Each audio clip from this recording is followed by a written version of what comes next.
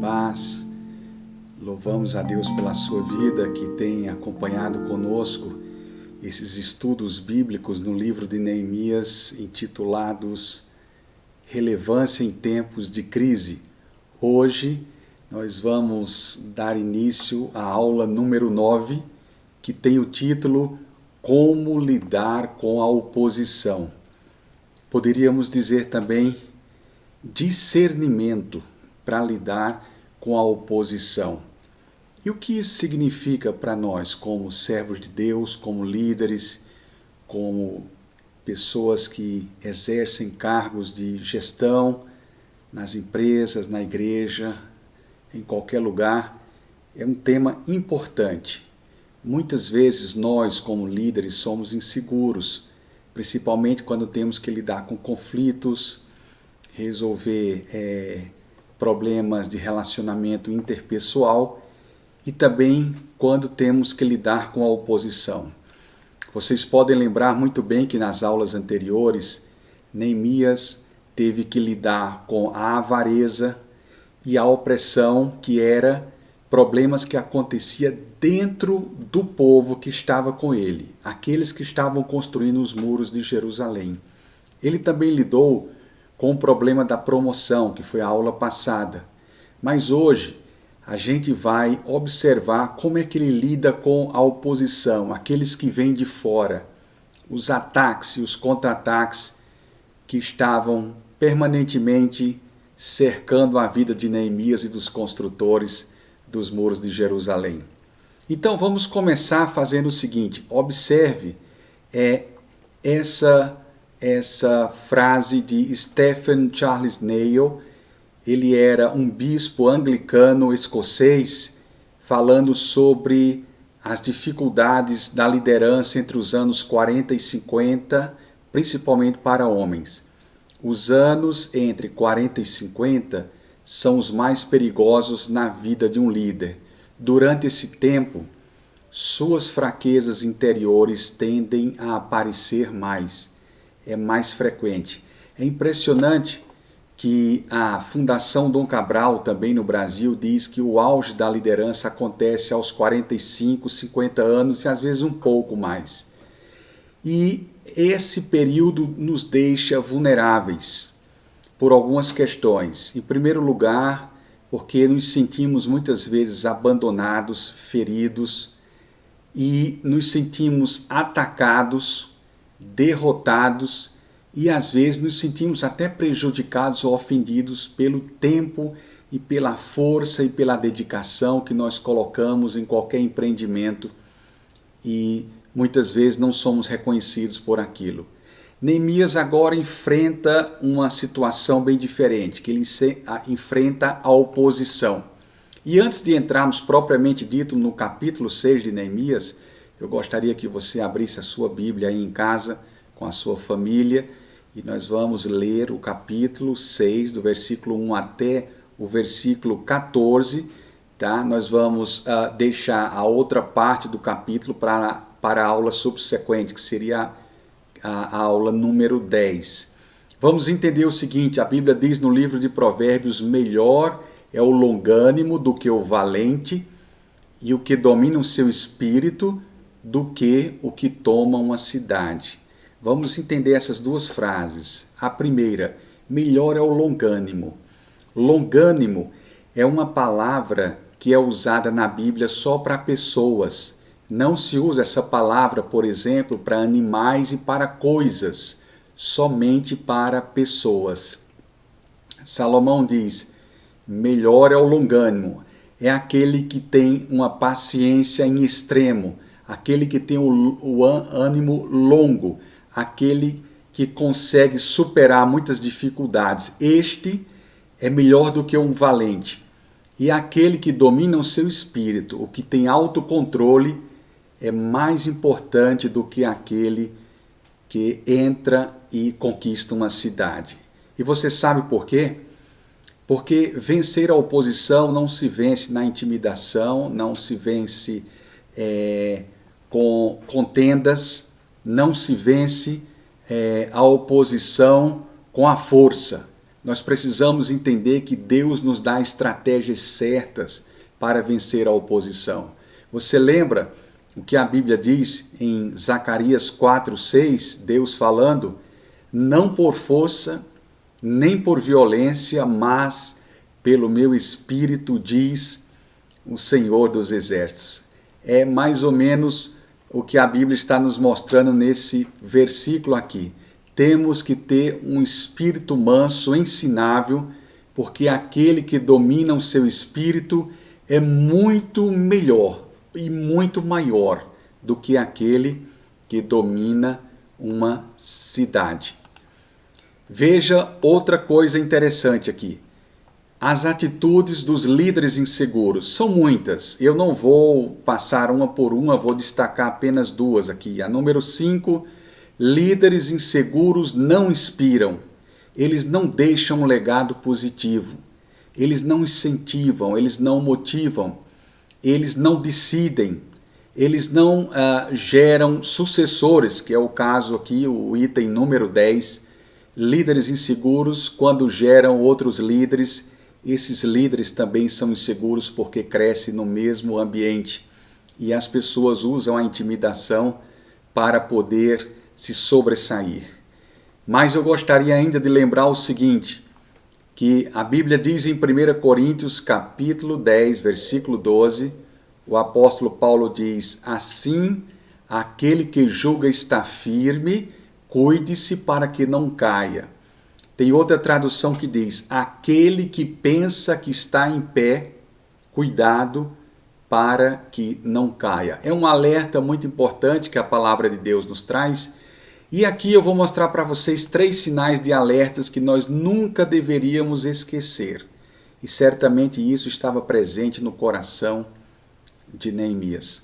Primeiro, comprometer seus princípios. Não podemos comprometer os nossos valores, a nossa integridade, a nossa lealdade, o nosso compromisso com Deus e o temor que temos no nosso coração. Segunda coisa, sinais de alerta, recusar-se a prestar contas. Nós temos que ter uma vida transparente, porque a Bíblia diz em 1 Pedro, capítulo 3, versículo 15, que devemos estar preparados para qualquer um que venha pedir razão da esperança que existe em nós. Então temos que prestar contas das coisas. Isso é reto, isso é justo e isto é agradável diante de Deus. E o terceiro sinal de alerta é procurar racionalizar seu erro, ou seja, pessoas que sempre inventam desculpas para encobrir os seus erros, para esconder as suas fraquezas e para simular que estão atuando de uma forma correta, mas muitas vezes estão tentando racionalizar o seu próprio erro. Quais foram as estratégias dos inimigos contra Neemias e qual foi a reação dele diante de cada uma das estratégias? Vamos acompanhar agora em Neemias capítulo 6. A primeira estratégia, uma falsa conferência de paz. Eles simularam um encontro com Neemias, dizendo que seria um encontro de paz, mas eles tentaram fazer isso para tirar a vida de Neemias. Olha o que a Bíblia diz nesses versículos aqui.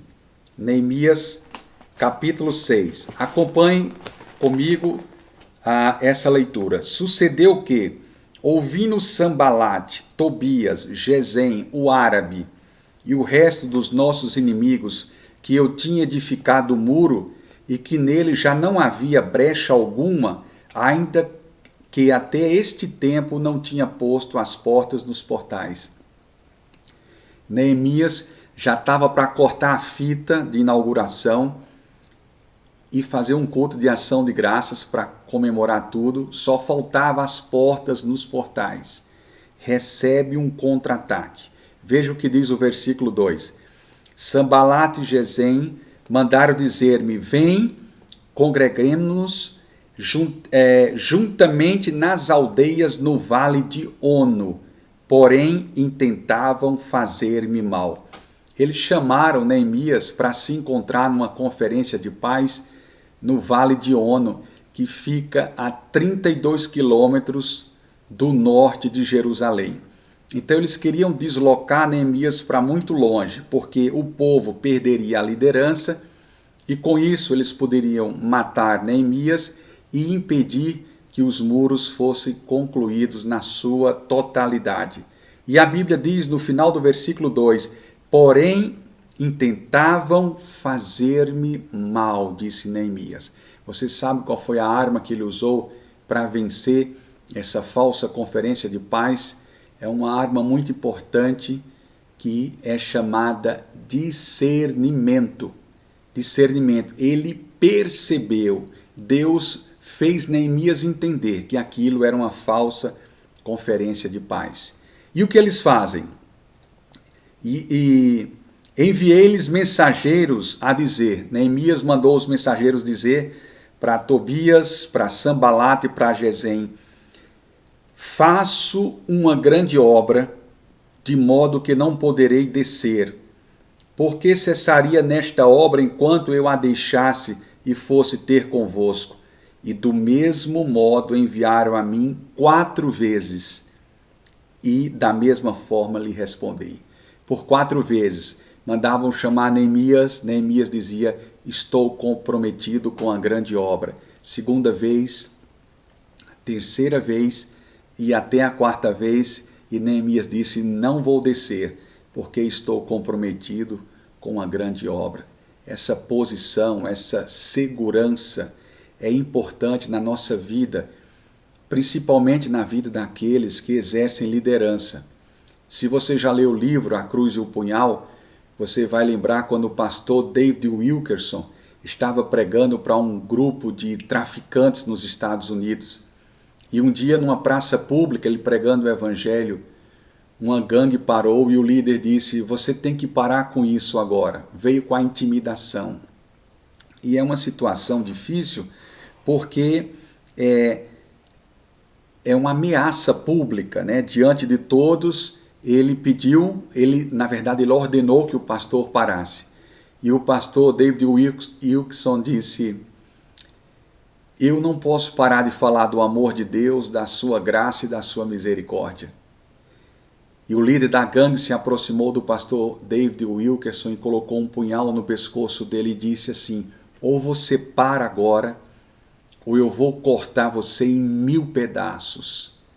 Ele olhou firme nos olhos daquele traficante e disse, se você me cortar em 1000 pedaços, esses 1000 pedaços ainda amarão você.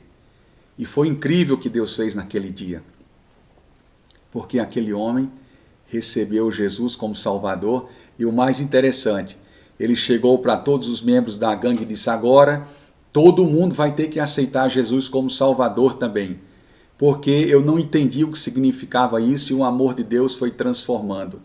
Veja que sabedoria, veja que prudência, veja o discernimento de um homem de Deus para responder um ataque do inimigo, como fez o pastor David Wilkerson. Então, é uma arma importantíssima para vencer o inimigo é manter-se firme no discernimento para vencer o inimigo. Neemias percebeu que aquilo estava errado. Quando eles não tiveram como rebater, e Neemias disse, eu não vou descer daqui porque eu estou fazendo uma grande obra, eu estou comprometido. Ele tinha lealdade a Deus e também aos seus irmãos ali. Os inimigos vêm com a segunda estratégia, uma tática baseada no boato. O boato é assim, nós não temos a sua origem e nem o responsável por ele. Quando as pessoas falam boato, dizem, eu não sei quem me disse isso, eu já ouvi dizer, mas ninguém sabe dizer absolutamente nada. Então o boato é uma fonte notável que tem origem em pessoas que não se responsabilizam pelo que falam. E a Bíblia combate esse tipo de coisa, né? Por exemplo, se você ler o livro de Provérbios no capítulo 6, dos versículos de 16 a 19, a Bíblia diz que 6 coisas o Senhor aborrece, a sétima a sua alma abomina. E você sabe qual é a sétima coisa? Pessoas que semeiam contendas entre irmãos. Semear contendas. Deus abomina. Essa palavra no original, no hebraico, é como se fosse Deus vomita. Ele não suporta esse tipo de atitude e ele quer jogar isso bem longe. A tática agora era o boato. E o que eles fazem? Veja no versículo número 5.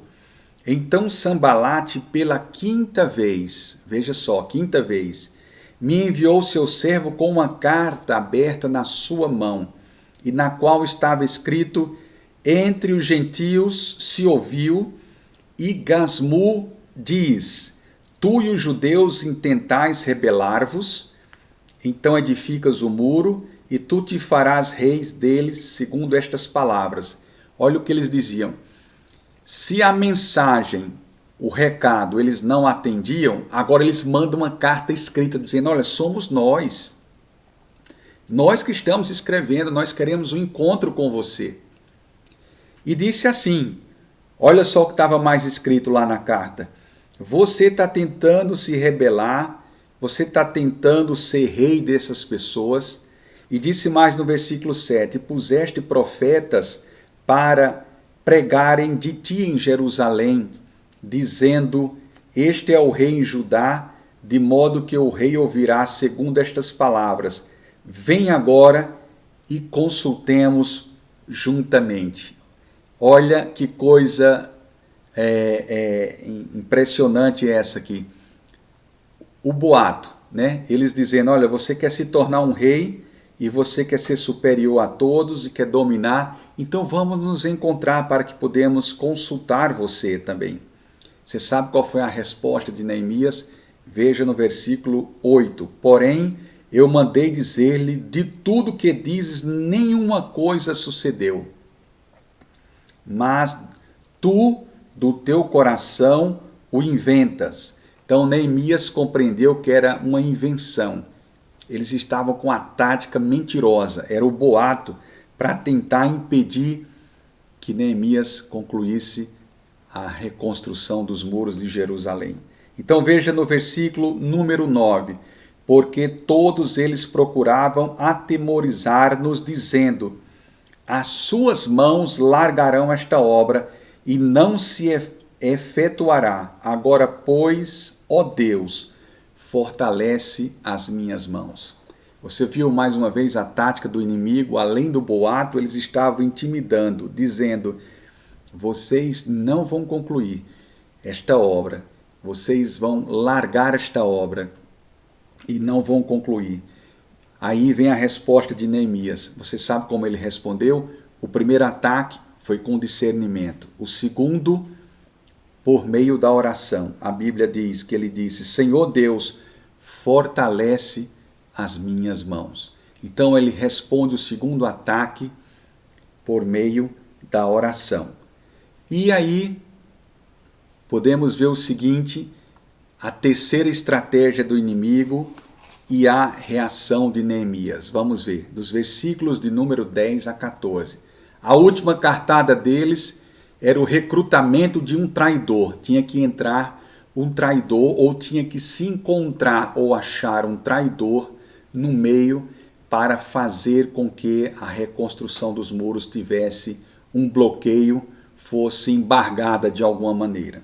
Então no versículo de número 10 a Bíblia diz, e estando eu na casa de Semaías, filho de Delaías, o filho de Meetabel, disse-lhe, vamos juntamente à casa de Deus ao meio do templo e fechemos as portas do templo, porque virão matar-me, sim, de noite virão matar-me.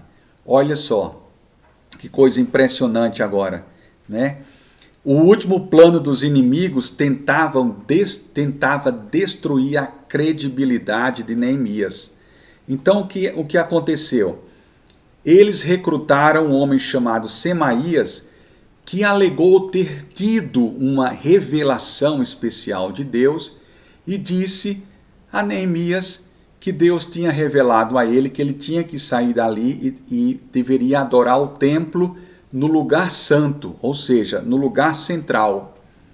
E Neemias percebeu claramente, mais uma vez, com discernimento, que estava errado.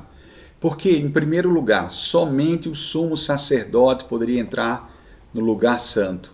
Neemias não podia fazer isto.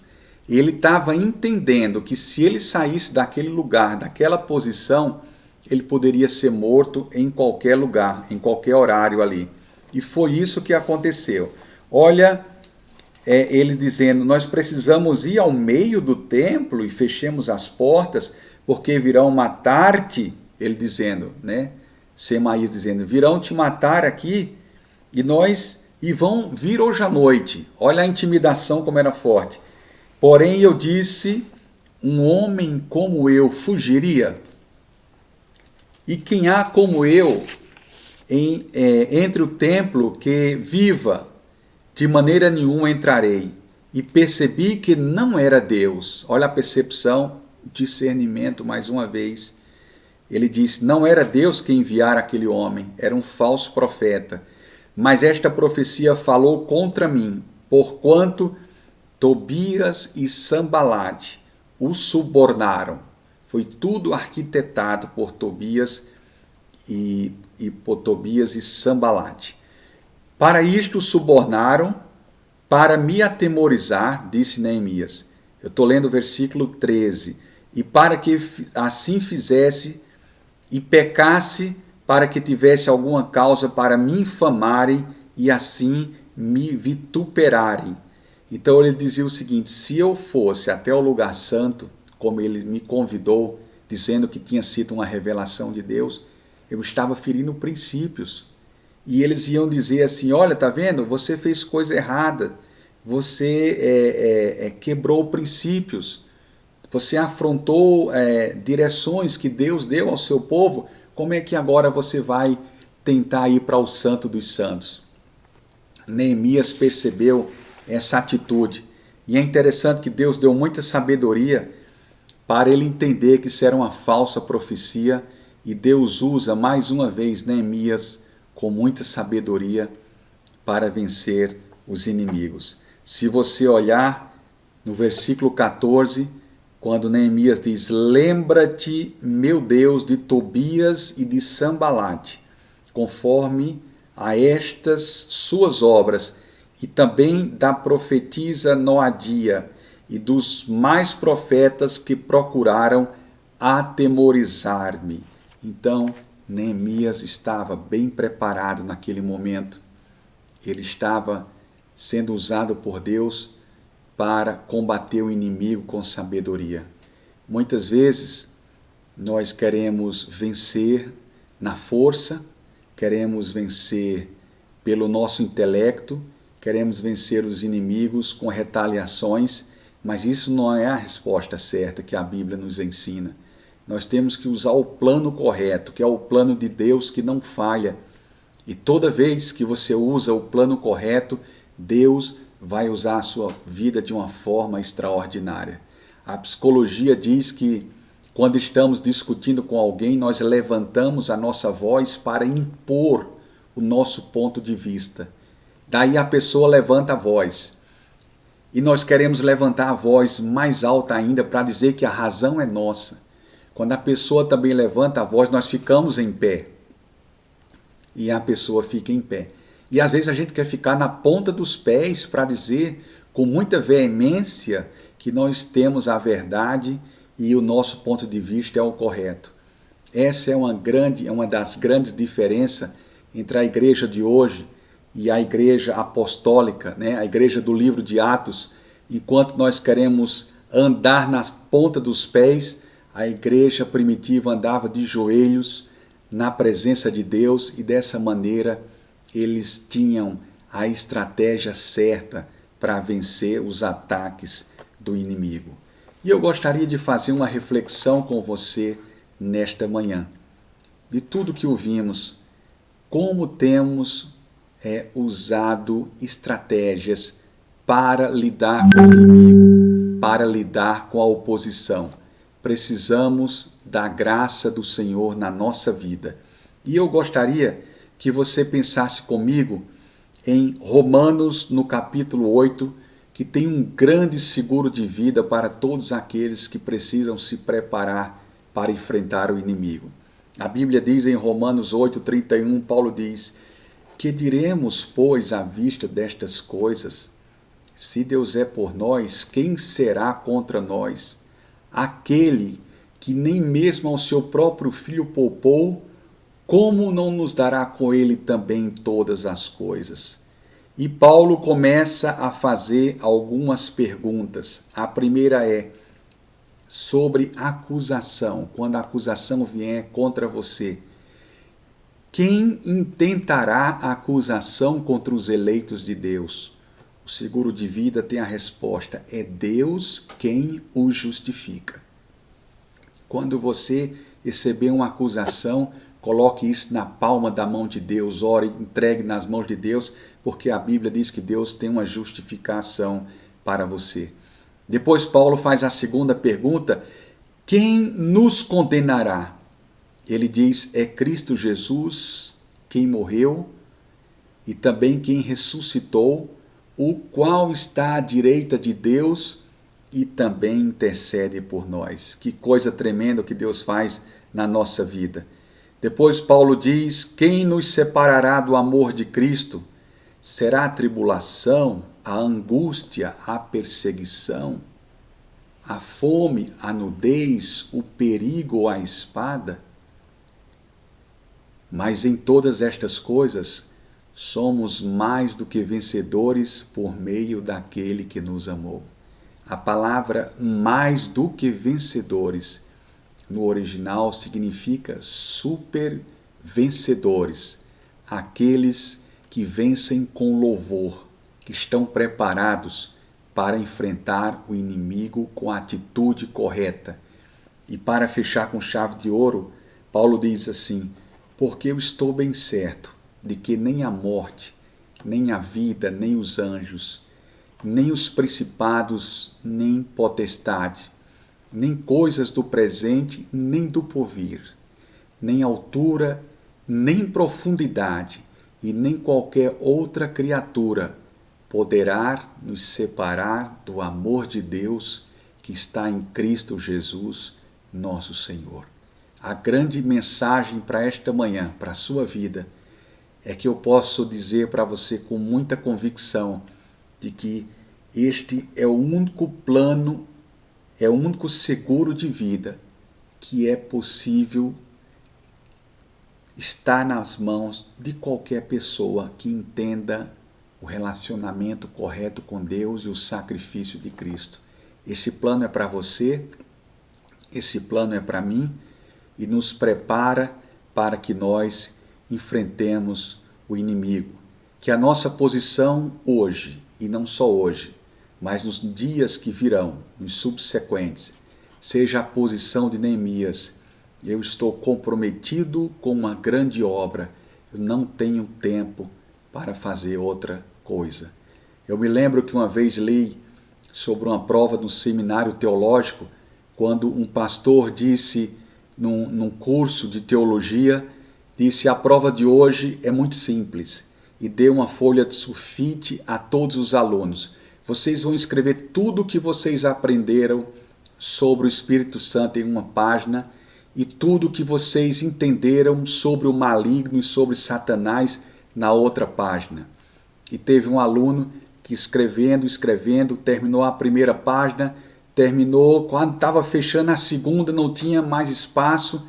Ele disse assim: não tive espaço para o diabo, só consegui escrever sobre o Espírito Santo.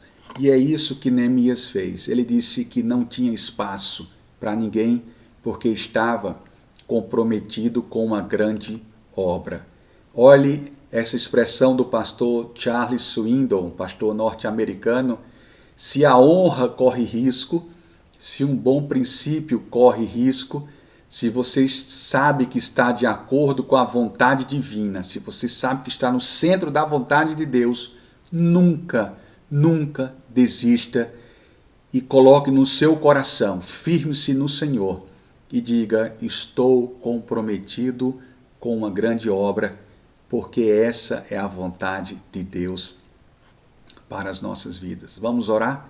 Pai querido, nos ensina, ó Deus, a ter um posicionamento correto, a ter uma atitude certa, o autocontrole, ó Deus, nos dá discernimento para enfrentarmos a oposição, principalmente para aqueles que intentam contra nós, para nos tirar a paz, para nos tirar a segurança.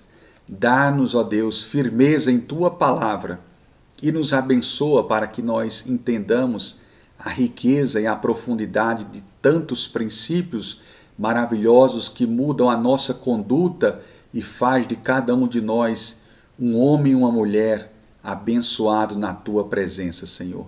Obrigado por esta grande oportunidade e pelas lições que aprendemos no capítulo 6 de Neemias. Nós te louvamos em nome de Jesus. Amém. Na próxima aula, nós vamos falar sobre a missão cumprida, os 52 dias mais incríveis na vida de Neemias e de todos os trabalhadores que concluíram os muros de Jerusalém. Eu espero você no próximo domingo. Que Deus abençoe a sua vida, que Ele abençoe a sua família, em nome de Jesus. Amém.